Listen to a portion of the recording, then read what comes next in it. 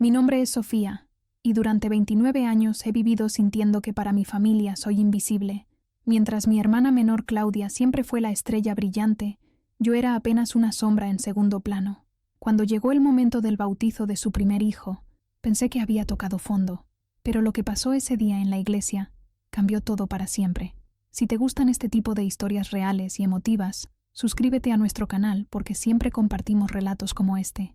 Y cuéntanos en los comentarios desde qué ciudad nos estás viendo. Desde que tengo memoria, he sido la hija olvidada. Claudia, 3 años menor que yo, siempre fue el centro de atención en nuestra casa. Cuando ella nacía, yo apenas tenía 3 años, pero recuerdo vívidamente cómo toda la luz de mi madre se dirigió hacia esa pequeña criatura de ojos grandes y sonrisa angelical. Mamá solía decir que Claudia era su regalo del cielo, mientras que a mí me trataba como si fuera parte del mobiliario. Crecimos en una casa donde cada logro mío pasaba desapercibido, pero cada pequeño gesto de Claudia era celebrado como si hubiera descubierto la cura del cáncer. Cuando yo sacaba las mejores notas del colegio, mamá apenas levantaba la vista del periódico. Cuando Claudia traía a casa un dibujo mal hecho, mamá lo colgaba en la nevera como si fuera una obra maestra del Louvre. Esta dinámica se volvió tan normal que dejé de esperar reconocimiento hace mucho tiempo. Papá era diferente.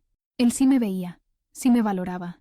Era arquitecto, como yo decidí ser después, y desde pequeña me llevaba a sus obras. Me enseñaba a ver la belleza en los planos, a entender cómo un edificio podía cambiar la vida de las personas. Sofía, me decía mientras señalaba una construcción, tú tienes el don de ver lo que otros no pueden imaginar. Esas palabras fueron mi salvavidas durante todos esos años de sentirme invisible. Cuando tenía 15 años, papá murió en un accidente automovilístico. Fue devastador, pero lo que más me dolió fue darme cuenta de que, con él, se fue la única persona que realmente me conocía. Mamá, sumida en su dolor, se aferró aún más a Claudia, como si yo fuera un recordatorio incómodo de lo que habíamos perdido. Nunca entendí por qué mi presencia la molestaba tanto, pero aprendí a vivir con esa realidad. Los años pasaron, y yo me concentré en mis estudios. Me gradué de arquitectura con honores, conseguí un trabajo en una firma prestigiosa, y poco a poco construí mi propia vida. Claudia, por su parte, estudió algo relacionado con comunicación, pero nunca terminó. Se casó joven con Roberto, un hombre que trabaja en el negocio familiar de su padre. Mamá estaba extasiada con la boda. Organizó una celebración grandiosa y me asignó el papel de la hermana que ayuda desde atrás. Cuando Claudia anunció que estaba embarazada, mamá se volvió loca de felicidad. Yo intenté alegrarme sinceramente. De verdad lo intenté. Quería ser una buena hermana, una buena tía, pero cada conversación familiar giraba en torno al bebé de Claudia. Cada reunión se convertía en una sesión de planificación para el futuro nieto. Yo existía solo para escuchar y asentir. El día que nació Miguel, mi sobrino, fue una explosión de alegría en la familia. Mamá prácticamente se mudó a casa de Claudia para ayudar con el bebé. Yo fui al hospital, llevé flores y regalos, sostuve al pequeño en mis brazos y sentí una ternura inmensa. A pesar de toda la dinámica familiar tóxica, Miguel era inocente y hermoso. Pensé que tal vez su llegada podría cambiar algo entre nosotras. Pero no fue así. Sí algo, el nacimiento de Miguel intensificó la división. Mamá se convirtió en la abuela perfecta, Claudia en la madre ejemplar, y yo seguí siendo la hermana que existía en los márgenes. Cuando visitaba, sentía que estorbaba. Cuando no visitaba, recibía comentarios pasivo-agresivos sobre mi falta de interés en el bebé. 3 meses después, cuando Claudia anunció que habían decidido bautizar a Miguel, naturalmente asumí que me incluirían en los preparativos. Después de todo, era su hermana y la tía del bebé. Qué ingenua fui al pensar que las cosas podrían ser diferentes esta vez. La exclusión comenzó de manera sutil. Claudia mencionaba planes para el bautizo, pero cuando yo preguntaba detalles, cambiaba de tema. Mamá hablaba de la celebración como si fuera un evento al que yo no estaba invitada. Cuando finalmente reuní el valor para preguntar directamente sobre mi participación, la respuesta de Claudia fue como una bofetada. Sofía, hemos decidido que sea algo íntimo, solo familia cercana, me dijo con una sonrisa falsa. Tú entiendes, ¿verdad? ¿Familia cercana? Yo no era familia cercana. Era la hermana de la madre del bebé, la tía del niño que iba a ser bautizado. ¿Cómo era posible que no fuera considerada familia cercana? Pero tragué mi orgullo y asentí, como siempre hacía. Los días siguientes fueron una tortura. Veía las publicaciones en redes sociales de Claudia, mostrando los preparativos, el traje de bautizo, la decoración, los invitados confirmando su asistencia. Reconocía caras en las fotos, primos lejanos, amigos de la familia, incluso vecinos, todos ellos aparentemente más familia cercana que yo. La noche antes del bautizo no pude dormir. Daba vueltas en la cama pensando en cómo había llegado a este punto. ¿Qué había hecho mal? ¿Por qué mi propia familia me trataba como si fuera una extraña? El dolor era tan intenso que consideré seriamente mudarme a otra ciudad, empezar de cero donde nadie conociera mi historia. Pero algo dentro de mí se rebeló. No podía seguir aceptando este trato. Decidí que, aunque no fuera bienvenida en la celebración, al menos iría a la iglesia. Nadie podía impedirme estar presente en una ceremonia religiosa pública. Sería mi manera silenciosa de honrar a mi sobrino y de mantener algo de dignidad. Esa mañana de domingo, me arreglé cuidadosamente. Elegí un vestido azul marino elegante, me peiné con esmero y me maquillé ligeramente. Si iba a estar allí, al menos me vería bien. Llegué a la iglesia de San Francisco, donde había sido bautizada yo misma 29 años atrás, unos minutos antes de que comenzara la ceremonia. La iglesia era pequeña pero hermosa, con vitrales que proyectaban colores suaves sobre los bancos de madera. Llegué temprano intencionalmente. Quería encontrar un lugar discreto donde pudiera observar sin ser vista. Me senté en la última fila, del lado izquierdo, parcialmente oculta detrás de una columna. Poco a poco comenzaron a llegar los invitados. Vi entrar a mamá, radiante con un vestido color crema, llevando al pequeño Miguel en brazos. Claudia y Roberto la seguían, ella con un vestido rosado que la hacía ver muy joven y feliz.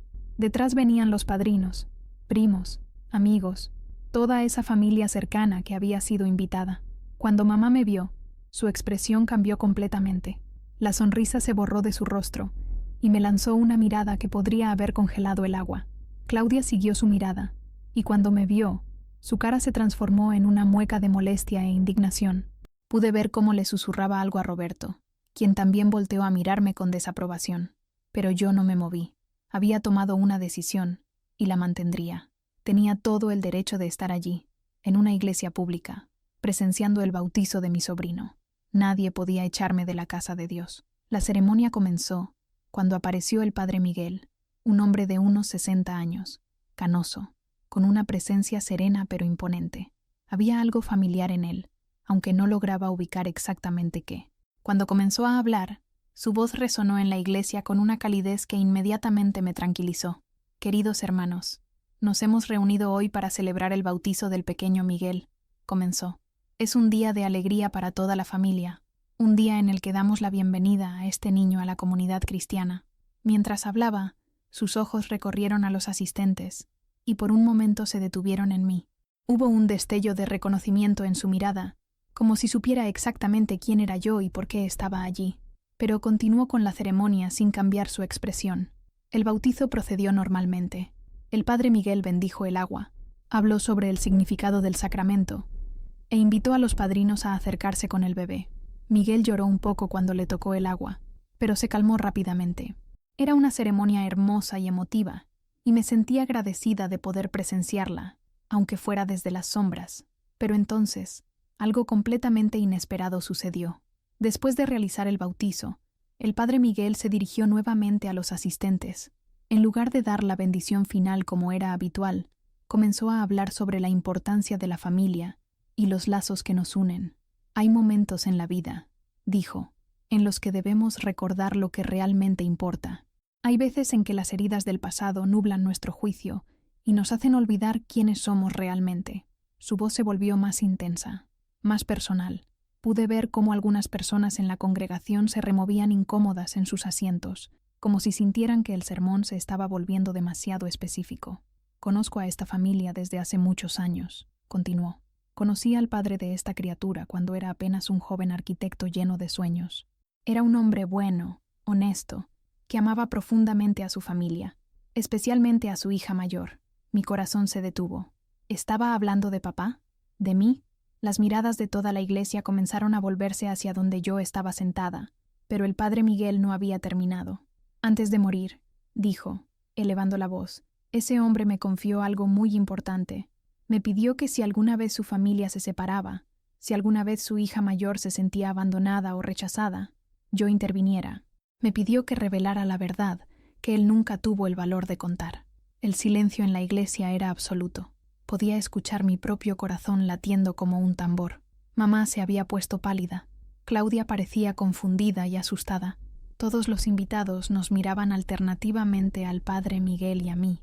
«Sofía», dijo el padre Miguel, dirigiéndose directamente a mí, «tu padre me pidió que te dijera algo muy importante si alguna vez te veía sufrir por culpa de secretos familiares». Me levanté automáticamente, temblando. No sabía qué estaba pasando, pero sentía que mi vida estaba a punto de cambiar para siempre. «Tu padre me confesó que tú no eres hija de la mujer que te crió», continuó el padre Miguel. «Tu madre biológica fue el gran amor de su vida, una mujer que murió cuando tú tenías apenas 2 años. Él se casó después con la mujer que conoces como tu madre, y ella aceptó criarte como propia. Pero siempre hubo resentimiento por parte de ella, porque tú eras el recordatorio vivo de que ella no había sido la primera ni la más amada». Las palabras resonaron en la iglesia como explosiones. Mamá se había puesto de pie, con la cara roja de ira.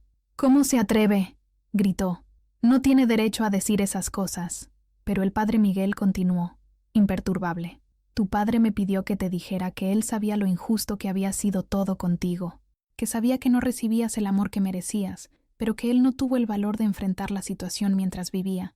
Me pidió que te dijera que era su orgullo, que veía en ti toda la grandeza de tu madre biológica». Yo estaba paralizada, procesando información que cambiaba completamente mi historia personal. Todo comenzaba a tener sentido. ¿Por qué mamá siempre me había tratado diferente? ¿Por qué Claudia era la favorita? ¿Por qué yo siempre me había sentido como una extraña en mi propia familia? Además, continuó el padre Miguel, sacando un sobre de su sotana, me pidió que te entregara esto cuando llegara el momento apropiado, y creo que ese momento es ahora. Me acerqué al altar con las piernas temblorosas. Toda la iglesia me observaba en silencio absoluto. Tomé el sobre con manos temblorosas y lo abrí frente a todos. Dentro había una carta manuscrita de papá, y algo que me dejó sin aliento. Un testamento que yo desconocía completamente. En la carta, papá me explicaba todo lo que el padre Miguel había revelado, pero además me pedía perdón por no haber tenido el valor de contarme la verdad mientras vivía. Me decía que me amaba más que a nada en el mundo, que estaba orgulloso de la mujer en la que me había convertido, y que esperaba que algún día pudiera perdonarlo. Pero lo que más me impactó fue el testamento. Papá me había dejado la casa familiar, la que creía que pertenecía a mamá. También me había dejado una cuenta bancaria considerable que había mantenido en secreto, y algunas propiedades que yo desconocía. Además, había establecido un fideicomiso para mi educación y desarrollo profesional. Todo esto, había escrito en la carta, es para compensar de alguna manera los años de injusticia que sabía que ibas a vivir. Espero que esto te dé la libertad de ser quien realmente eres, sin depender de la aprobación de nadie. Cuando terminé de leer, levanté la vista y vi que toda la iglesia me observaba con expresiones que iban desde la sorpresa hasta la vergüenza. Mamá estaba llorando, pero no de tristeza, sino de rabia. Claudia parecía estar en shock total. «Esto no puede ser cierto», murmuró mamá. «Él no puede haber hecho esto». «Señora», intervino el padre Miguel con firmeza. «Su esposo vino a verme 3 días antes de su muerte. Sabía que algo malo podía pasarle y quería asegurar el futuro de Sofía. Me pidió que guardara estos documentos hasta que llegara el momento apropiado. Creo que excluir a una hija del bautizo de su sobrino califica como ese momento». La tensión en la iglesia era palpable. Algunos invitados comenzaron a murmurar entre ellos. Pude escuchar fragmentos de conversaciones. Siempre pensé que la trataban mal. Pobrecita. ¿Cómo pudieron hacerle esto? Roberto, el esposo de Claudia, se acercó y me tomó del brazo. «Sofía», me dijo en voz baja, «yo no sabía nada de esto. Nunca estuve de acuerdo con que no te invitaran al bautizo». Claudia, que había estado en silencio, finalmente habló. «Sofía, yo no sabía que no eras mi hermana de sangre. Pero eso no cambia nada para mí. Siempre has sido mi hermana». Sus palabras me llegaron al corazón, pero había mucho dolor acumulado. «Claudia», le dije, «tal vez siempre he sido tu hermana, pero nunca me trataste como tal. Nunca defendiste mi lugar en la familia». Mamá se acercó, furiosa. «Esto es una conspiración», gritó. «No voy a permitir que destruyan a mi familia con mentiras». «Señora», intervino nuevamente el padre Miguel, «hay copias de todos estos documentos en la notaría. No son mentiras. Son hechos legales. Su esposo quería que Sofía conociera la verdad y recibiera lo que le correspondía. En ese momento, algo dentro de mí se liberó. Durante años había vivido sintiéndome culpable por no ser suficientemente buena para mi familia. Ahora entendía que el problema nunca había sido yo. La mujer que creía que era mi madre había proyectado en mí sus propios celos y resentimientos. Después de todo lo que me han hecho pasar, dije, alzando la voz para que todos pudieran escucharme, después de años de hacerme sentir invisible, de excluirme de momentos importantes, de tratarme como si fuera una extraña, descubro que la extraña nunca fui yo. La extraña fue la actitud que eligieron tener conmigo. Me dirigí hacia la salida, pero antes de irme, me acerqué a Claudia. Tu hijo es hermoso, le dije, y espero que algún día podamos construir una relación real entre nosotras. Pero va a ser bajo mis términos, no bajo los de una familia que me ha maltratado durante años. Los días siguientes fueron un torbellino de emociones y trámites legales. Confirmé la validez de todos los documentos que papá había dejado. Efectivamente, la casa familiar era mía, al igual que las cuentas bancarias y las propiedades. Papá había sido mucho más próspero de lo que yo imaginaba, y había mantenido estos recursos en secreto para protegerme. Decidí no echar a mamá de la casa inmediatamente. A pesar de todo, era la única madre que había conocido, y entendía que su comportamiento, aunque injustificable, venía de un lugar de dolor. Pero establecí límites claros. La casa era mía, las reglas serían mías, y si quería seguir viviendo allí, tendría que respetar mi lugar como dueña. Claudia se acercó a mí una semana después del bautizo. Llegó a mi oficina con los ojos rojos de llorar. Sofía, me dijo, siento mucho todo lo que has pasado. Tengo que confesarte algo. Yo sabía que mamá te trataba mal, pero nunca tuve el valor de defenderte. Siempre me dio miedo perder su amor. Su honestidad me sorprendió. Claudia, le respondí, aprecio tu sinceridad, pero no puedo fingir que años de dolor se borran con una disculpa. Necesito tiempo para procesar todo esto.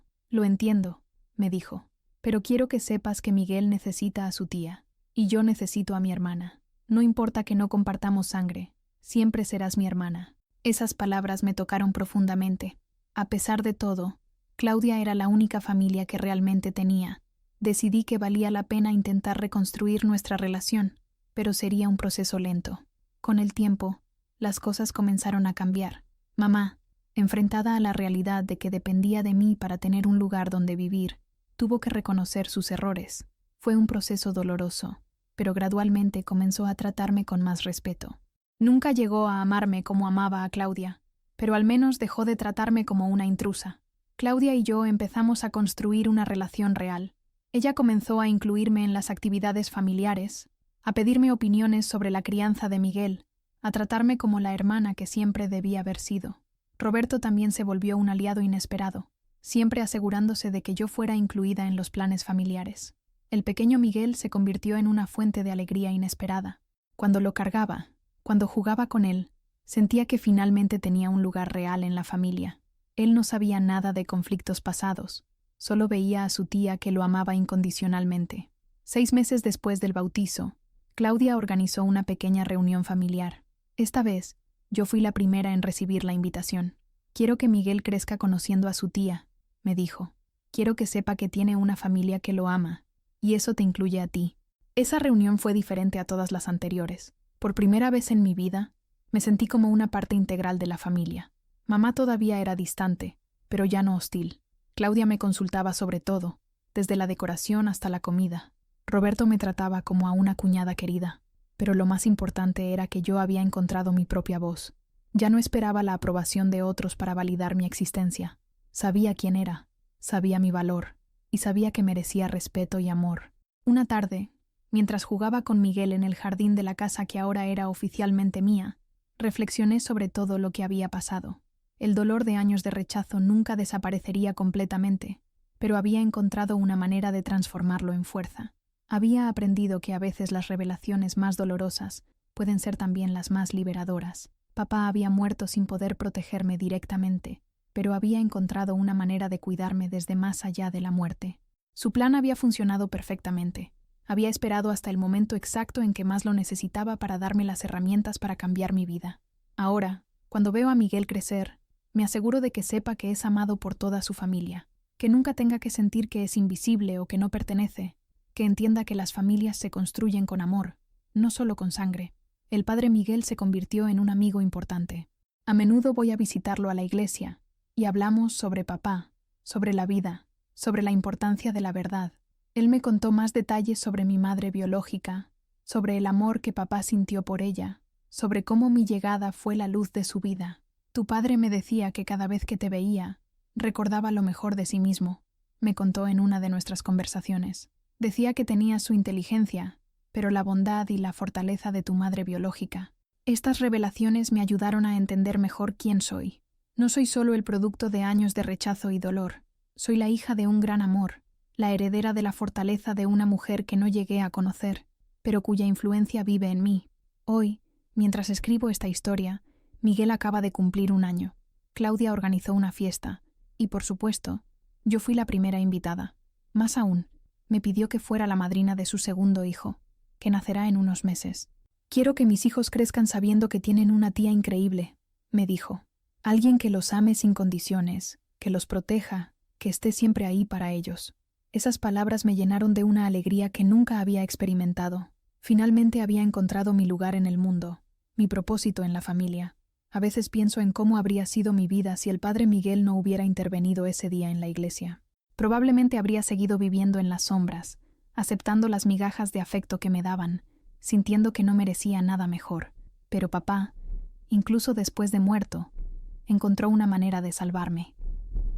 La exclusión del bautizo, que en su momento me pareció la herida más profunda, se convirtió en la oportunidad para mi liberación. Lo que estaba destinado a ser mi humillación final se transformó en mi momento de triunfo. Ahora entiendo que papá había planeado todo cuidadosamente. Sabía que el momento llegaría.